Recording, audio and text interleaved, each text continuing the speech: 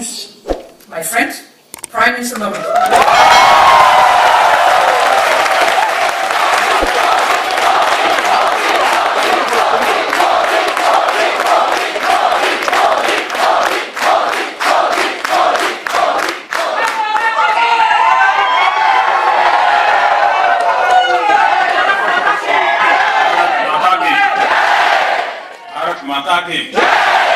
भारत माता की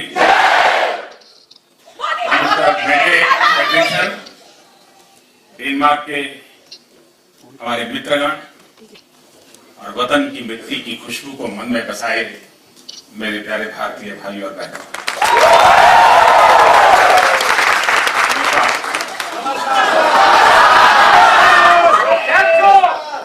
सबसे पहले तो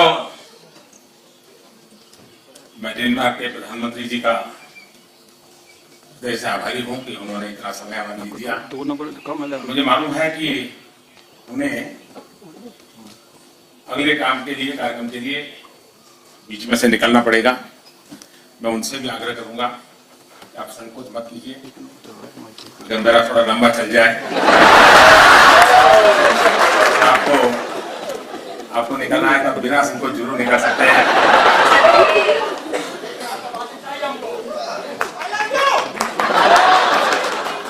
आप लोगों ने डेनमार्क के प्रधानमंत्री जी का और मेरा यहां जो भव्य स्वागत किया, उसके लिए मैं आप सभी का बहुत आभारी हूं। आज प्रधानमंत्री फेडरेशन का यहां होना इस बात का प्रमाण है कि भारतीयों के प्रति उनके दिल में कितना प्यार और सम्मान है।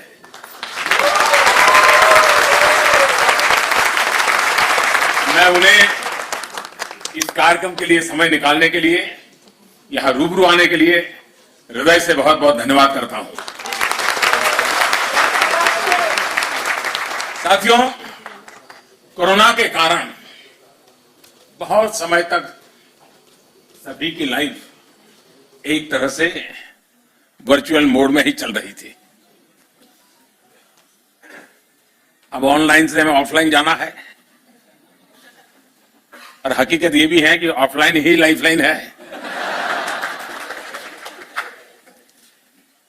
पिछले साल जैसे ही आवाजाही मुमकिन हुई तो प्रधानमंत्री फेडरेशन पहली हेड ऑफ द गवर्नमेंट थी जिनका हमें भारत में स्वागत करने का अवसर मिला था।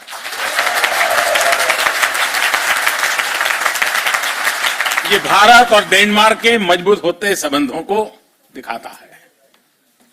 और खास बात यह है कि हमारी ग्रीन स्ट्रेटेजिक पार्टनरशिप प्रधानमंत्री फेडरेशन की व्यक्तिगत प्राथमिकताओं और उनकी वैल्यूज से गाइडेड है। आज उनके साथ मेरी जो चर्चा हुई है, उसे दोनों देशों के संबंधों को नई ताकत मिलेगी, नई ऊर्जा मिलेगी। यहां आपसे बातचीत के बाद मैं हर मैजेस्टी क्वीन ऑफ डेनमार्क से मिलने जाऊंगा। कल नॉर्डिक इंडिया समिट में नई संभावनाओं की तरफ हम बढ़ने वाले हैं। मुझे खुशी है कि पूरे नॉर्डिक रीजन के साथ भी भारत के रिश्ते बहुत मजबूत हो रहे हैं। साथियों, दुनिया भर में फैले भारतीय डायस्पोरा को अगर मिला लिया जाए तो उनकी संख्या कई देशों की आबादी से अधिक होगी।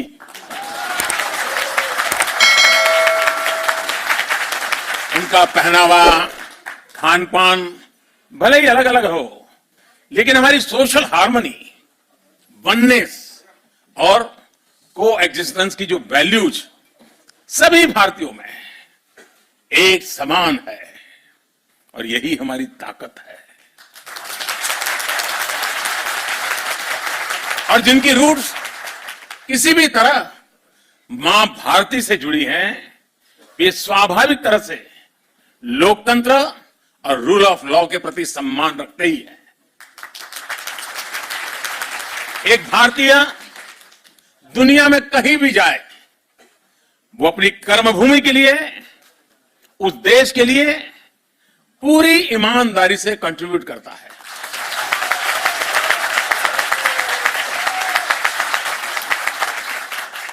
अनेक बार जब मेरी वर्ल्ड लीडर से मुलाकात होती है तो अपने देशों में बसे भारतीय समुदाय की उपलब्धियों के बारे में मुझे बड़े गर्व से बताते हैं। वे इंडियन कम्युनिटी के परिश्रम और शांतिपूर्ण नेचर की सराहना करते थकते नहीं हैं।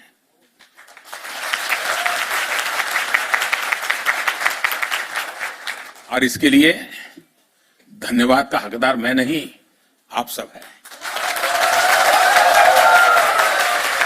आप लोगों का व्यवहार, आप लोगों के संस्कार, ये उसके मूल में है।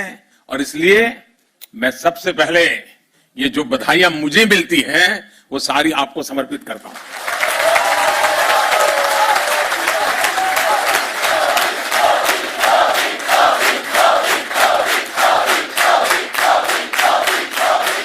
इंक्लूसिवनेस और कल्चरल डाइवर्सिटी, विविधता, विशेषता भारतीय समुदाय की ऐसी शक्ति है जो हम सबको प्रतिपल जीवंतता का एहसास कराती है। हजारों वर्षों के कालखंड ने इन वैल्यूज को हमारे भीतर विकसित किया है। आप यहां डेनमार्क में ही देखिए, भारत के अलग अलग राज्यों से लोग यहां आए हैं, बसे हैं। कोई तेलुगु बोलता है,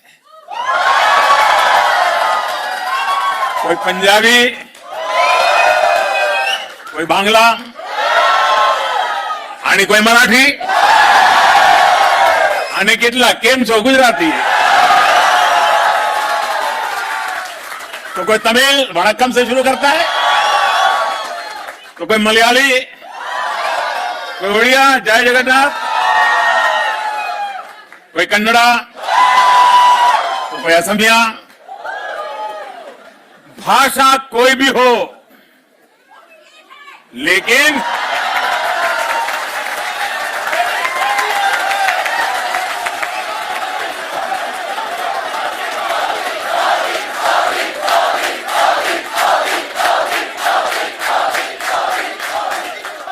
भाषा अनेक भाव एक। भाषा कोई भी हो, लेकिन हम सभी के संस्कार भारतीय ही है। हमारी खाने की थाली बदल जाती है, टेस्ट बदल जाता है, लेकिन स्नेह से बार बार आग्रह करने का भारतीय तरीका कभी नहीं बदलता है। हमें मालूम है कुछ लोगों को तो आग्रह करने का ऐसा स्वभाव होता है कि नमक के लिए भी कर देते हैं।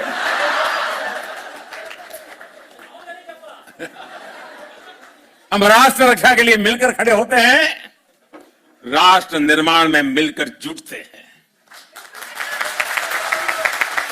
भारतीयता सबका साथ, सबका और सबका। अब देखिए घर घर बात पहुंच चुकी है और डेनमार्क में भी गूंज रही है।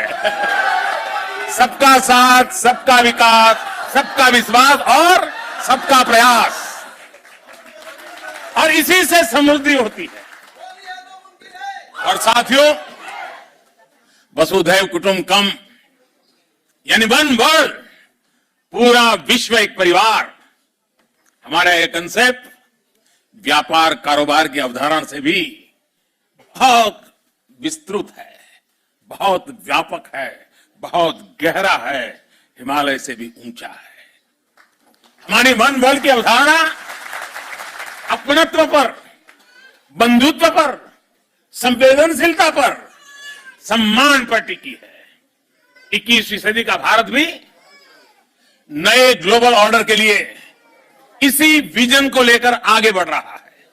साथियों, आज भारत जो कुछ भी हासिल कर रहा है वो उपलब्धि सिर्फ भारत की नहीं है, बल्कि वो करीब 1/5 ह्यूमैनिटी की उपलब्धि है। कल्पना कीजिए कि अगर भारत में हम वैक्सीनेशन को हर परिवार तक नहीं पहुंचा पाते तो उसका दुनिया पर क्या असर होता।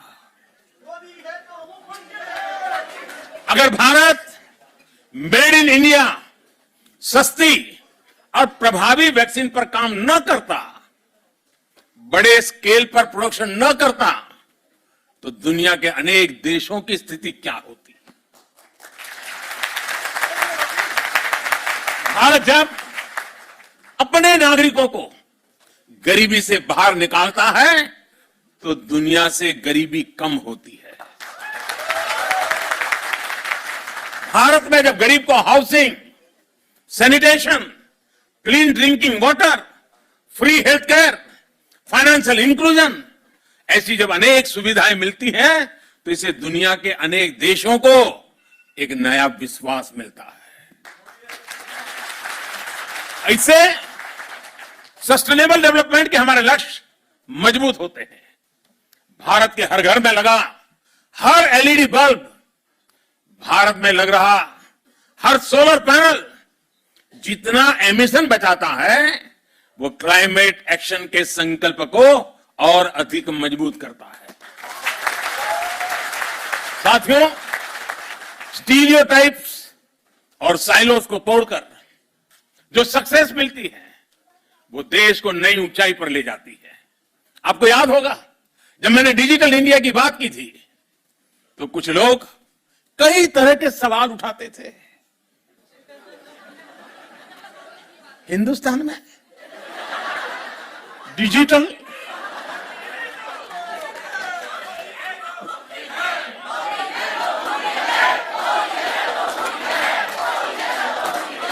न जाने ऐसे सवाल पूछते थे। लेकिन आज मैं कहना चाहता हूं दोस्तों, 5-6 साल पहले हम पर कैपिटा डेटा कंजम्पशन के मामले में दुनिया के सबसे पिछड़े देशों में से एक थे। ये मैं बहुत दूर की बात नहीं कर रहा हूं, 5-6 साल पहले। लेकिन आज स्थिति एकदम से बदल गई है। अनेक बड़े देश मिलकर जितना per capita mobile data consume करते हैं उससे ज्यादा हम भारत में करते हैं। सबसे बड़ी बात यह है कि आज जो भी नया यूजर जुड़ रहा है वो शहरों से नहीं है, दूर सुदूर जंगलों में रहने वाले भारत के छोटे छोटे गांव है दोस्तों।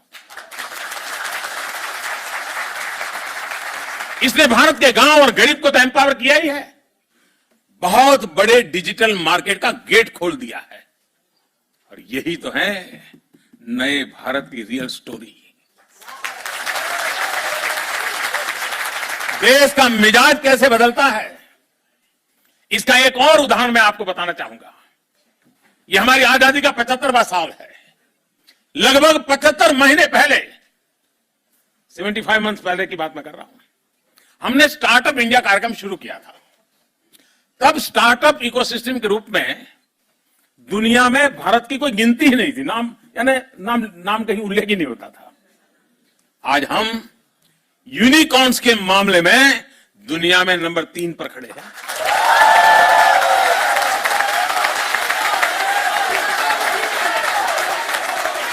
आज स्टार्टअप्स के मामले में दुनिया का तीसरा सबसे बड़ा इकोसिस्टम हिंदुस्तान है। 2 साल पहले जब दुनिया कोविड से जूझ रही थी, मौत कब आकर के थमकेगी, परिवार में कौन मुसीबत में फंस जाएगा, बाहर निकल पाएंगे कि नहीं निकल पाएंगे, उस समय संकट के बादल घिरे हुए थे, चिंताएं चारों तरफ फैली हुई थी। उस समय भारत का नौजवान, उस स्थिति को याद कीजिए दोस्तों, भारत का नौजवान करीब करीब हर महीने एक यूनिकॉर्न बना रहा था। 2021 में तो ये स्पीड और बढ़ गई और 8-10 दिन में ही वो यूनिकॉर्न बनाने लग गया। और इस साल के शुरुआती 2022 की शुरुआती 3 महीने में तो हर हफ्ते एक यूनिकॉर्न भारत में तैयार हुआ। साथियों, भारत की ताकत, और ये बात दुनिया भी धीरे धीरे समझने लगी है। भारत की ताकत जब बढ़ती है तो साथियों मेरे शब्दों में विश्वास करिए, दुनिया की ताकत भी बढ़ती है।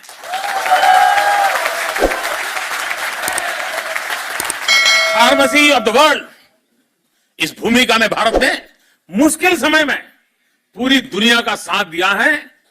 दुनिया के अनेक देशों को दवाइयां भेजी हैं ताकि हम संकट के समय मानवता के इस काम में पीछे न रह जाएं, दुनिया को संकट के समय मदद करें, ये सपना लेकर के काम करते रहे।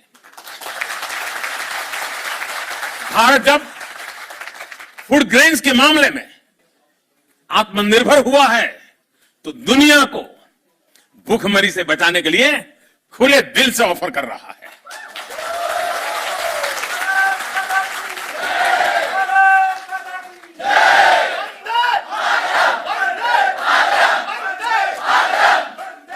आईटी के मामले में भारत की ताकत बढ़ी तो इस सदी के बड़े संकटों के दौरान भारत ने दुनिया की मदद की। आज भारत एक बड़ी डिजिटल ग्लोबल पावर है, लेकिन इसको भी हमने अपने तक सीमित नहीं रखा है, बल्कि दुनिया के साथ हम शेयर कर रहे हैं। भारत के पास स्केल और स्पीड के साथ साथ शेयर एंड केयर की वैल्यू भी है। इसलिए ग्लोबल चैलेंजेस से निपटने के लिए भारत की कैपेसिटी में इन्वेस्ट करना वो सिर्फ भारत के लिए नहीं, दुनिया के लिए भी भलाई का काम है, दुनिया के हित में है। भारत की आत्मनिर्भरता में एक सशक्त ग्लोबल सप्लाई चेन का भविष्य जुड़ा है। वैश्विक सप्लाई चेन्स में भारत एक ट्रस्टेड और रिलायबल पार्टनर बन रहा है। साथियों, दुनिया को बेहतर बनाने के लिए भारत और डेनमार्क की साझेदारी बहुत अहम है। विशेष रूप से क्लाइमेट चेंज से जुड़ी हमारी चिंताएं भी और हमारे संकल्प भी साझा है। क्लाइमेट को जो नुकसान हुआ है उसमें भारत की भूमिका बहुत नगण्य है। दुनिया को तबाह करने में हिंदुस्तानियों की कोई भूमिका नहीं। हम तो वो लोग हैं जो पौधे में भी परमात्मा देखते हैं।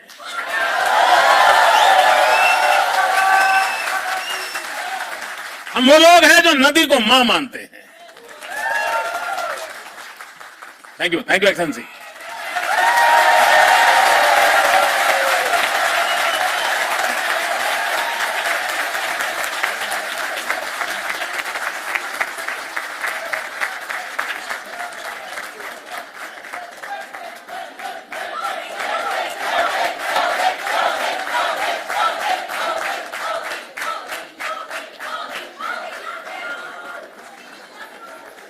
इतने व्यस्त समय में भी प्रधानमंत्री जी का यहाँ आकर के बैठना, हम सबसे बात करना, ये आप लोगों के प्रति उनका कितना प्यार है उसका ये उदाहरण है।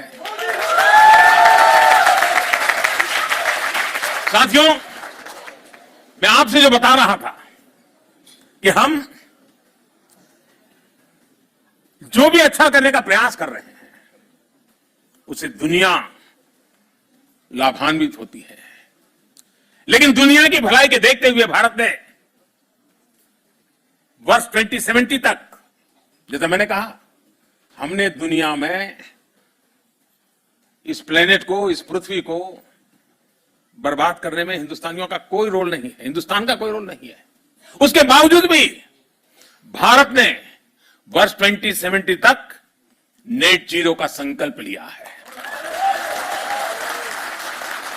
भारत दुनिया के उन चंद देशों में है जो इस दिशा में किए गए अपने कमिटमेंट को समय से पहले पूरा कर रहा है। नॉन फोसिल सोर्सेज से 40% इंस्टॉल्ड कैपेसिटी का जो लक्ष्य हमने रखा था, और लक्ष्य में हमारा डेडलाइन था 2030। अभी तो 2030 काफी दूर है, लेकिन उस काम को हमने 9 साल पहले ही पूरा कर लिया जी। भारत में आज हम बहुत सस्ती सोलर एनर्जी पैदा कर रहे हैं। उसकी पर यूनिट कीमत सिर्फ 2.5 रुपये है, यानी 3 यूरो सेंट से कम भी कम। 1 यूनिट बिजली 3 यूरो सेंट से भी कम।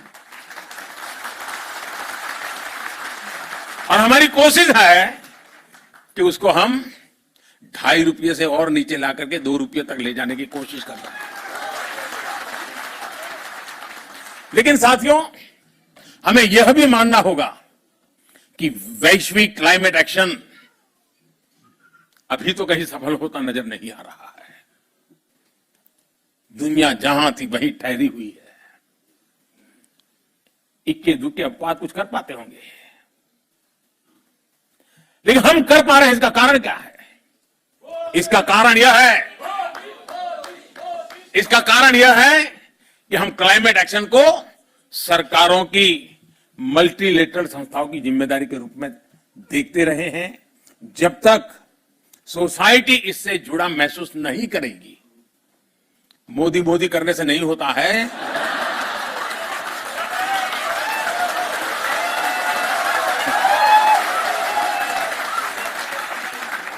ये इसलिए हो रहा है कि हर हिंदुस्तानी वचनबद्ध होकर के, संकल्पबद्ध होकर के खुद से जो हो सकता है करता है। और जब हर व्यक्ति इसे खुद का दायित्व मानता है तो लक्ष्य से हम कभी दूर नहीं रहते दोस्तों। और आज हिंदुस्तान इसलिए कर पा रहा है। इस समस्या के समाधान में विश्व के अनेक विचार चल रहे हैं, अनेक योजनाएं चल रही हैं, अनेक एनजीओ भी अपनी दुनिया चला रहे हैं। बहुत कुछ हो रहा है, अलग अलग तरीके से हो रहा है। लेकिन हाँ, भारत ने एक नया विचार रखा है, आग्रह किया है। और मैंने ग्लासगो जब आया था तो मैंने एक शब्द में उस बात को वर्णित किया था और मैंने कहा था हमें लाइफ पर फोकस करना है। Life, LIFE। और जब मैं लाइफ बोलता हूं तो मेरा कहने का तात्पर्य होता है life style for environment. Life style for environment को प्रमोट करने का आज समय की सबसे बड़ी मांग है।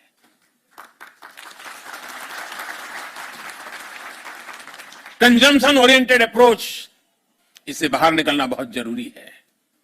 यूज एंड थ्रो वाला माइंडसेट प्लेनेट के लिए नकारात्मक है। हम कितना यूज करते हैं यह पॉकेट की साइज से नहीं बल्कि जरूरत से तय हो।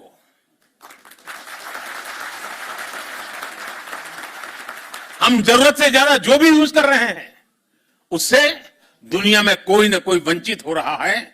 उससे दुनिया के किसी कोने में नेचर को एक्सप्लॉइट करने का दबाव बढ़ रहा है। इस सेंस ऑफ रिस्पॉन्सिबिलिटी को हमें अपनी फैमिलीज में जागृत करते रहना होगा और हर भारतीय को दुनिया में जहां जाए वहां इन हमारे संस्कारों को प्रकट करते ही रहना चाहिए। मुझे विश्वास है कि डेनमार्क और भारत साथ मिलकर विश्व की कई समस्याओं के लिए इनोवेटिव समाधान तलाश सकते हैं। ऐसे समय में जब हम आजादी का अमृत महोत्सव मना रहे हैं तब हमारी ये साझेदारी और अहम है। डेनमार्क भारत के व्हाइट रिवॉल्यूशन में हमारे साथ था, अब हमारे ग्रीन फ्यूचर में हमारा मजबूत साझेदार बन रहा है। हमारे बीच इलेक्ट्रिक मोबिलिटी से लेकर green hydrogen, waste to wealth, sustainable urbanisation, green shipping, science, technology और इनोवेशन में सहयोग की अनंत संभावनाएं हैं। जैसा मैंने पहले कहा, आज भारत सोलर और विंड एनर्जी का दायरा बढ़ाने के लिए व्यापक काम कर रहा है। बायोफ्यूल से हमारे किसानों की आय बढ़ाने और हाइड्रोकार्बन पर निर्भरता कम करने के लिए बड़ा इंफ्रास्ट्रक्चर बन रहा है। डेनमार्क की कंपनियों के पास इन क्षेत्रों में उल्लेखनीय एक्सपीरियंस भी है। इसलिए भारत में डेनिश इन्वेस्टमेंट के बहुत बड़े अवसर है। आप में से कई लोग डेनमार्क की बड़ी बड़ी कंपनियों में काम कर रहे हैं। आप अपने डेनिश मित्रों को, अपने कलीग को भारत में मौजूदा अवसरों के बारे में जरूर बताएंगे ना?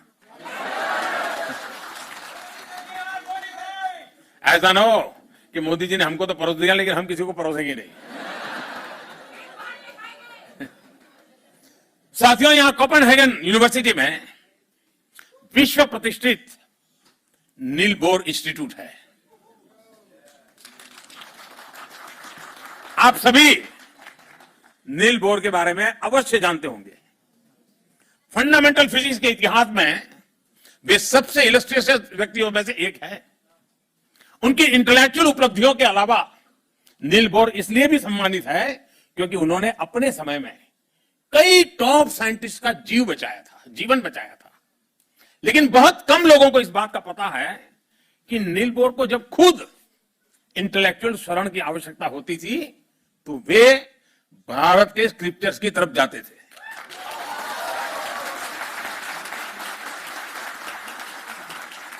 उनका यह वाक्य बहुत प्रसिद्ध है और वो कई बार उसका उल्लेख करते थे। I go to the Upanishad to ask questions. आज नम्रतापूर्वक लेकिन बड़े विश्वास के साथ हम अपने डेनिश दोस्तों को यह कहना चाहते हैं, come to India to jointly find answers to the problems of the planet.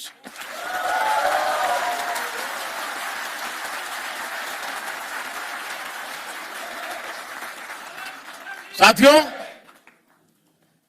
जब मैं आपके बीच में आया हूं और मेरे डेनमार्क की पहली विजिट है,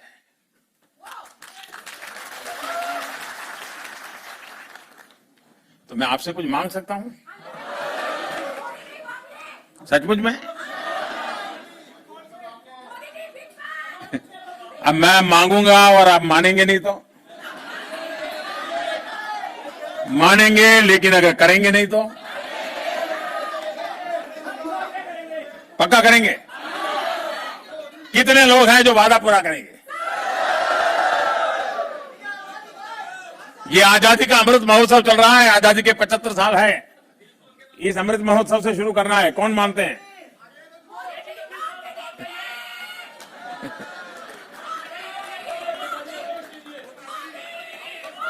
अगर आप मानने वाले हैं तो मैं बताऊं, मैं देख रहा हूं कि धीरे धीरे आवाज कम हो रही है। आपको लग रहा है कि कोई मुसीबत आ रही है। ऐसा ही हो रहा है ना? मैं दुनिया में हमारे जितने देशवासी रहते हैं, दुनिया के किसी भी कोने में रहते हो, उनसे मेरा एक आग्रह है, आप अपनी आवाज जरा कम करो। आपकी आवाज कम करो। अब सबने देख लिया आप कहां बैठी हो।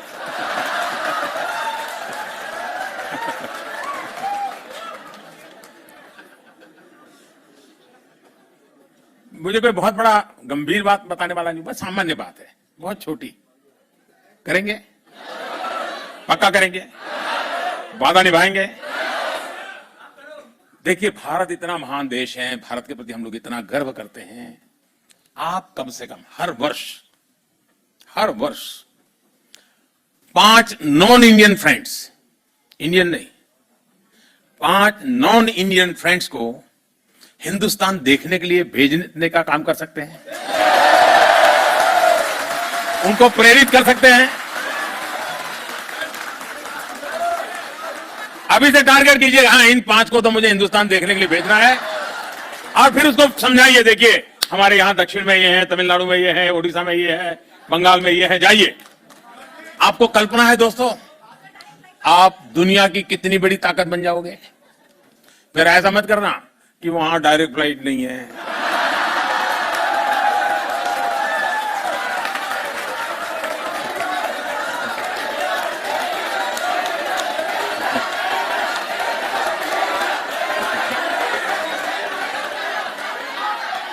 रोना धोना करने वालों का काम नहीं है जी।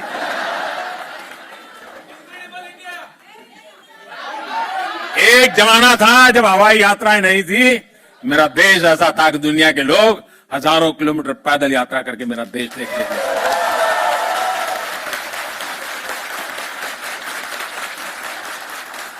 हमें ये फिर से ये वातावरण बनाना है। और आप देखिए, देखते ही देखते दुनिया के लिए एक ही डेस्टिनेशन बन जाएगा, चलो इंडिया। और ये काम एम्बेसी का नहीं है,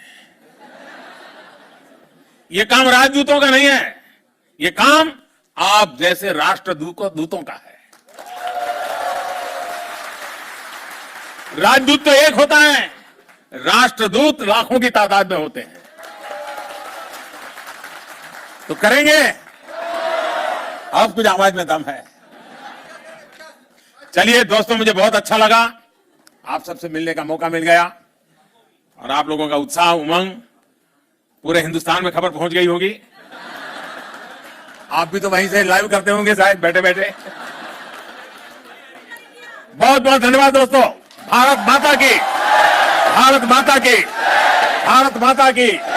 वंदे वंदे वंदे वंदे वंदे वंदे वंदे वंदे वंदे।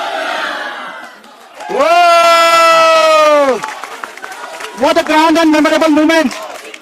What a grand and memorable moment for all of us. We have just witnessed a history in making. Long live India-Denmark partnership. I will request all to remain seated. I will request all to remain seated to ensure the smooth movement of the dignitaries. Kindly remain seated. Kindly remain seated. Kindly remain seated. Kindly remain seated. Kindly remain seated at your seats. Kindly remain seated at your seats.